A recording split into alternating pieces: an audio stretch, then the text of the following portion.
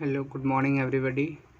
Today we discuss about functions and its some of its type and questions related to it. Okay.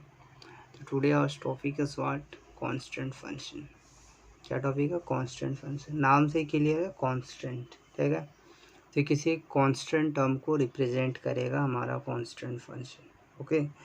तो last class में मैंने आपको function का definition बताया था डोमेन बताया था, कोडोमेन बताया था, रेंज बताया था. ठीक है. आज इसी को आगे कंटिन्यू करते हैं. कांस्टेंट फंक्शन क्या होता है? अ फंक्शन कोई एक फंक्शन है. ठीक है. A function f from a to b. कोई एक मैं फंक्शन ले रहा हूँ. ठीक है. जो ए से बी में है. ए मेरा डोमेन है, बी मेरा क्या? कोडोमेन है. A function f from a to b is called a constant function. उसको हम कांस्टेंट फंक्शन कब बोलेंगे? It's called a constant function if every element of A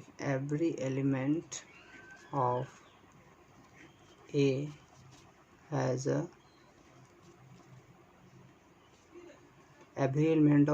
unique image in B.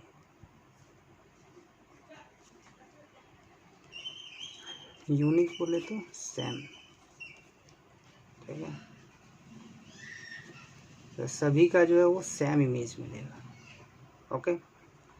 तो a function f from a to b is called a constant function if every element of a has a same image in b.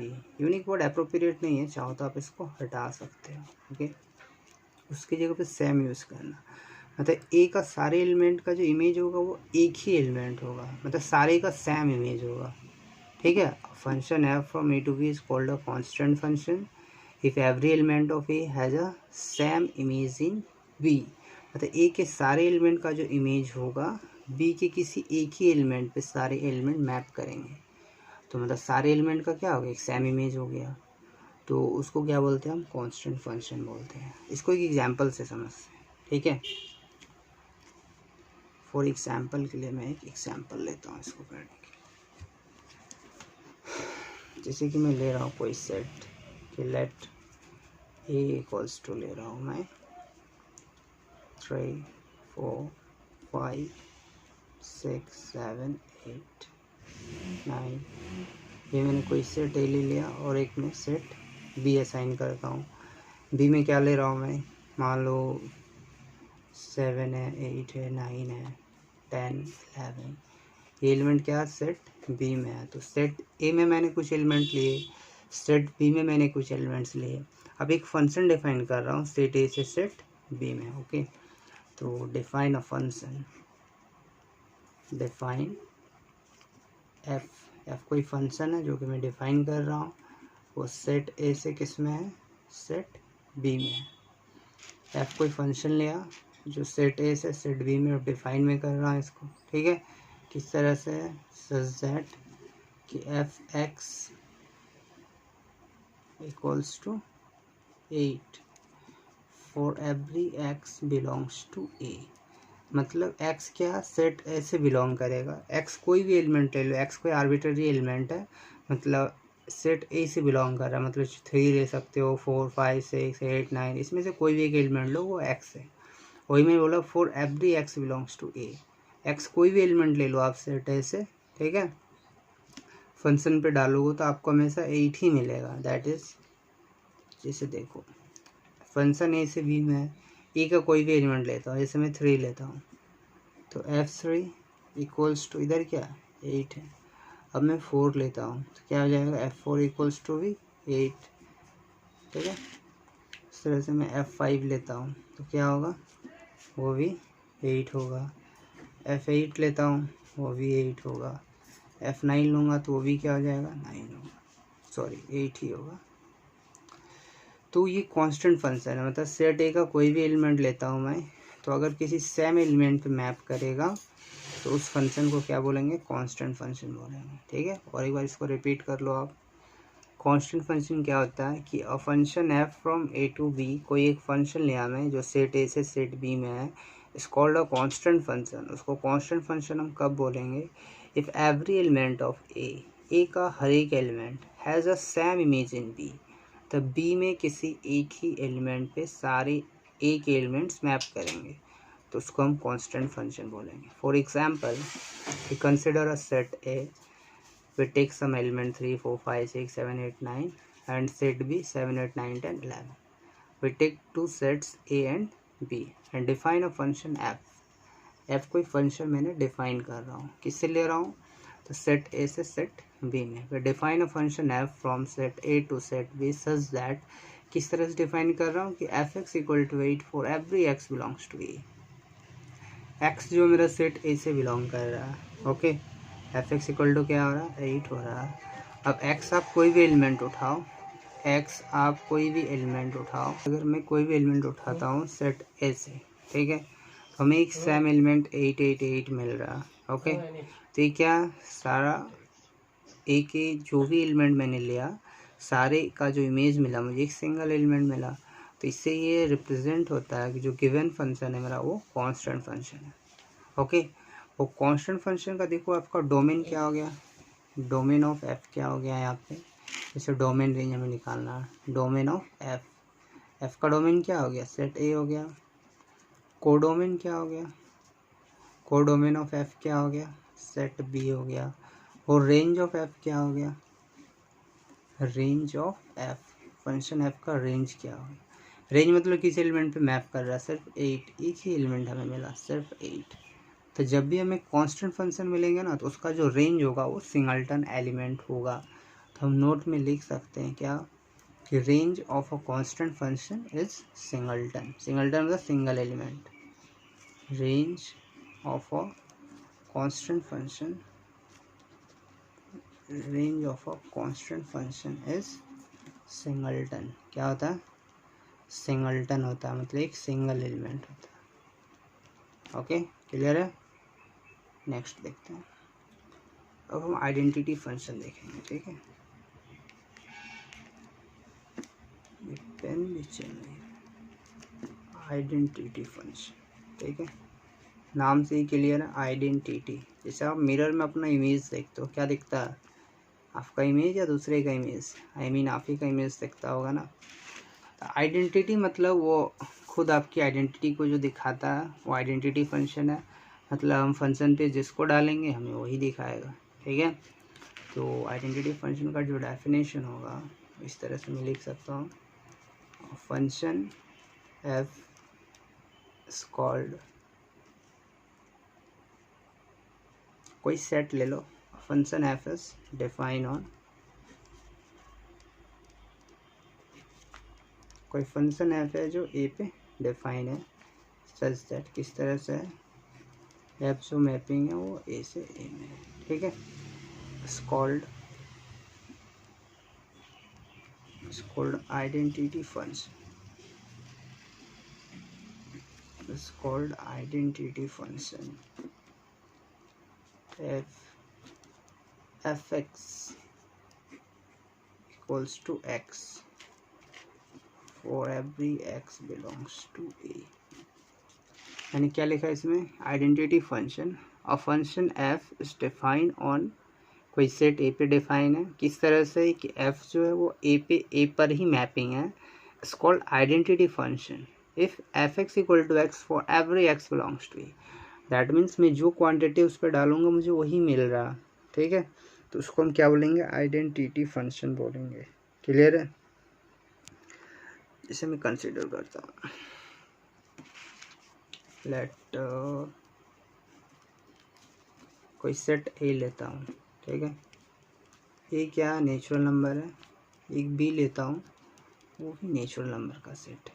ठीक है, किस तरह से लेता हूँ, such that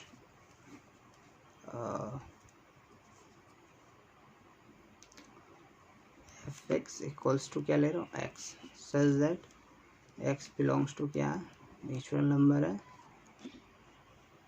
clear है, एक सेट ए लिया एक सेट बी लिया, और ये जो मेरा फंक्शन है ना, फंक्शन जो डिफाइन है एंड सच दैट एफ जो मैपिंग होगा वो ए से बी में है, ठीक है। किस तरह से डिफाइन है, and f x equal to x होगा फॉर एवरी स्मॉल एक्स जो होगा वो नेचुरल नंबर से बिलोंग करेगा। अब कोई भी नेचुरल नंबर ले लो, जैसे मैं 1 लेता हूँ तो f1 एक्स का वैल्यू 1 लिया तो यहाँ भी क्या एक्स है तो एक्स का वैल्यू क्या हो जाएगा 1 हो जाएगा। तो एक्स का वैल्यू मैं 1 लिया तो यहाँ भी मुझे क्या मिला 1 मिला।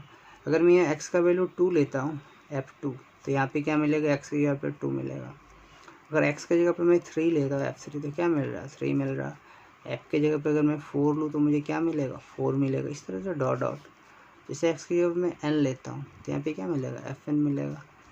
इस तरह से जितना चाहे हम ले सकते हैं ना। तो मैंने क्या यहाँ पे दिखाया कि जो एलिमेंट में ले रहा हूँ मुझे उसका इमेज वही एलिमेंट मिल रहा है। 3 लिया तो 3 मिला, 4 मिला तो 4 मिला, n लिया तो n लिया। इसका मतलब क्या, अगर हम मिरर में देखते हैं तो खुद का ही इमेज दिखता है ना, मतलब वो आइडेंटिटी दिखा रहा मुझे। तो यहाँ भी मुझे क्या मिल रहा है आइडेंटिटी ही मिल रहा है। इसीलिए इस फंक्शन को क्या कहते हैं identity function. Okay, identity function क्या होता है, a function f defined on set a such that f जो मैपिंग है वो सेम सेट में है। It's called identity function F x equal to x for every x belongs to a here we take a equal to set of natural number, b equal to set of natural number. F जो आपका a से b पे mapping है, F x equal to X है, small X belongs to natural number है। अब मैंने 1 डाला एक्स की जगह पे तो यहाँ भी 1 हो जाएगा, 2 डाला तो 2 मिलेगा, 3 डाला एक्स की जगह पे तो यहाँ 3 करेंगे तो यहाँ भी 3 हो जाएगा। उस तरह से डॉट डॉट, ठीक है। तो आइडेंटिटी मिल रहा है तो गिवन फंक्शन क्या होगा मेरा आइडेंटिटी फंक्शन होगा। यहाँ पे डोमेन क्या होगा नेचुरल नंबर, ठीक है। रेंज क्या होगा नेचुरल नंबर, कोडोमेन भी नेचुरल नंबर। ओके, तो here what we see domain of f क्या नेचुरल नंबर है, कोडोमेन ऑफ एफ क्या नेचुरल नंबर है, और रेंज ऑफ एफ क्या वो भी मेरा नेचुरल नंबर ही आ रहा है। 1 2 3 4 ये नेचुरल नंबर है ना, तो सारा इसमें नेचुरल नंबर आया। क्लियर है। नेक्स्ट क्वेश्चन है आपका, अच्छा एडिशन उडिशन तो आप जानते होंगे ना फंक्शन के, वो भी एज कराऊंगा। इक्वल फंक्शन चलो बताता हूँ इक्वल फंक्शन क्या होता है। एक कंसेप्ट है क्या इक्वल फंक्शन का, ठीक है। इक्वल फंक्शन क्या होता है, कोई दो फंक्शन इक्वल मतलब क्या, इक्वल दिखाने की कोई दो चीज़ चाहिए ना हमें, तो यहाँ भी चलो इक्वल दिखाने की मुझे 2 फंक्शन की ज़रूरत होगी, ठीक है। तो 2 फंक्शंस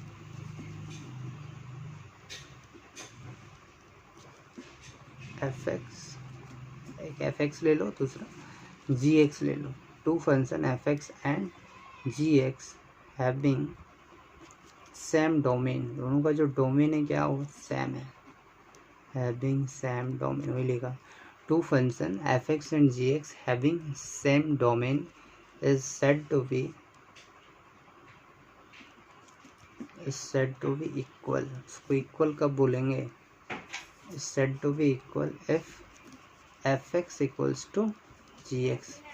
f(x) किसके इक्वल होगा g(x) के इक्वल होगा for every x belongs to जो भी डोमेन रहेगा, ठीक है। मतलब क्या है, तो कोई 2 फंक्शन ले लो एफ एक्स और G x having the same domain, domain क्या है एकदम सेम है, is said to be equal. उसको इक्वल हम कब बोलेंगे जब F x equal to G X होगा for every x belongs to domain जो भी गिवन डोमेन होगा। ओके, तो हमारा एक नेक्स्ट क्वेश्चन है कि let F and G be 2 real valued function, let F and G be 2 real valued function, 2 real valued function है G be 2 real valued function. 2 real valued function लेते हैं। F x equal to क्या है आपका 3x + 10 है and g x equals to 4x - 3 है। Then find, क्या find करना है हमें, फर्स्ट है f + z, ठीक है, सेकेंड है f - z और थर्ड है आपका f/c। ये आपका क्वेश्चन हो गया, इसको सॉल्यूशन फाइंड करना है। f और g मैंने 2 रियल वैल्यूड फंक्शन लिए, f x equal to 3x + 10 g x equal to 4x - 3, ठीक है। देन फाइंड, क्या फाइंड करना, f plus g, f minus g और एफ बाई जी। तो इसका सॉल्यूशन करते हैं। ओके, एफ एक्स गिवन है मुझे, f x equal to given है 3x प्लस 10 और जी एक्स क्या गिवन है मुझे 4x माइनस 3। पहला क्या फाइंड करना, एफ प्लस जी। तो एफ प्लस जी क्या हो जाएगा, एफ एक्स मेरा क्या है यहाँ पे 3x प्लस 10, जी एक्स मेरा क्या है 4x माइनस 3 है। तब देखो x को x के साथ ऐड करेंगे और जो नंबर है उसको नंबर के साथ करेंगे। तो 4x और 3x कितना हो जाएगा, तुम्हारे पास 4x और 3x मैंने दे दिए थे, कितने हो गए 4 और 3 7x। फिर यहाँ प्लस 10 या माइनस 3, तो प्लस माइनस माइनस 10 माइनस 3 क्या मिले 7 मिले। चाहो तो आप यहाँ से 7 कॉमन निकाल सकते हो, 7 कॉमन निकाल लो तो क्या आ गया x प्लस 1। तो ये हो गया f प्लस जी आपका। सेकेंड में क्या निकालने थे, f माइनस जी फाइंड करने हैं, ठीक है। तो आप f माइनस जी भी फाइंड कर सकते हो, f माइनस सी। f क्या हो गया हमारे 3x प्लस 10 माइनस जी, जी क्या हो जाएगा 4x माइनस 3।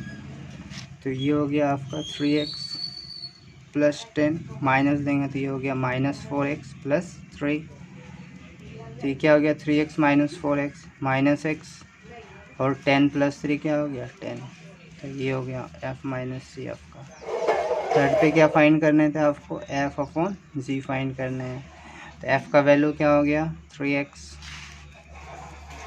प्लस 10 और जी का वैल्यू क्या था आपका 4x माइनस 3। तो ये f बाई जी निकल गया, क्लियर है। अब देखो यहाँ पे जी कब डिफाइन होगा, जब नीचे वाला ज़ीरो नहीं होना चाहिए, मतलब 4x minus 3 is not equals to 0। अगर ये ज़ीरो हो जाएगा तो ये डिफाइन नहीं होगा ना, डिनोमिनेटर में ज़ीरो नहीं होना चाहिए, ऐसा आप पढ़े हो बचपन से। मतलब क्या होना चाहिए, x is not equals to 3/4, x का वैल्यू 3/4 नहीं होना चाहिए। ओके, क्लियर है। इस तरह का क्वेश्चन आप एक खुद करना। F x equals to 4x plus 12 और G x equals to minus 10x plus 1। Then find, क्या फाइंड करना है आपको, सेम क्वेश्चन है, एफ प्लस जी फाइंड करना है, एफ माइनस जी फाइंड करना है और थर्ड में क्या करना है एफ बाई सी फाइंड करना है। ओके, तो आप लोग अच्छे प्रैक्टिस भी कर रहे हो, क्वेश्चन भी सेंड कर रहे हो बहुत सारे स्टूडेंट, बट कुछ स्टूडेंट्स हैं जो कि असाइनमेंट सॉल्व करके सेंड नहीं कर रहे हैं, तो उन लोग भी ध्यान दो वरना आपके अटेंडेंस काट लिए जाएंगे। ओके, तो आप असाइनमेंट सॉल्व करो। ओके, तो कुछ असाइनमेंट मैं आज भी दूंगा आप लोग को जो कि आपको सॉल्व करके सेंड करने होंगे। कोई दिक्कत होती है, कोई अगर दिक्कत होती है तो आप इस नंबर पे व्हाट्सएप करना। Okay, thank you.